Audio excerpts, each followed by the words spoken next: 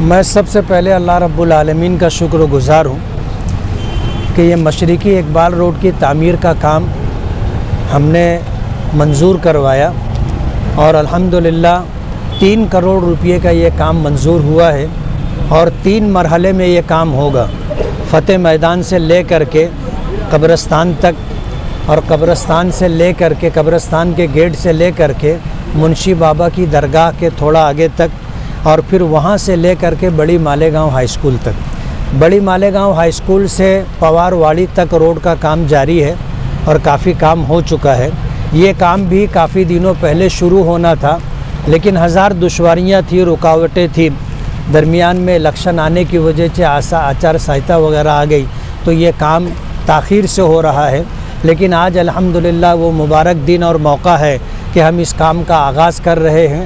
اللہ کے نام سے کام کا آغاز ہے اور انشاءاللہ اللہ رب العالمین کے فضل و کرم سے کام کی تکمیل ہوگی۔ ابھی ہم لوگ یہاں سے لے کے سلیمانی مسجد تک کا کام کریں گے اور تاکہ شب برات سے پہلے قبرستان کا جو مسئلہ ہے راستے کا وہ ٹھیک ہو جائے، اس کے بعد آگے کا یہ کام انشاءاللہ شروع ہوگا۔ آج جمادی الاولیٰ کی آخری تاریخ ہے، جمادی الاخری اور رجب بیچ میں 2 مہینہ ہے،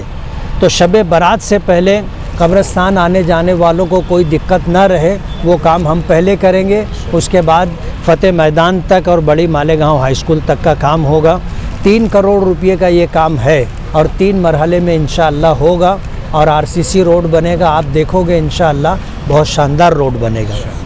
ہمارے قائد ہمارے قائد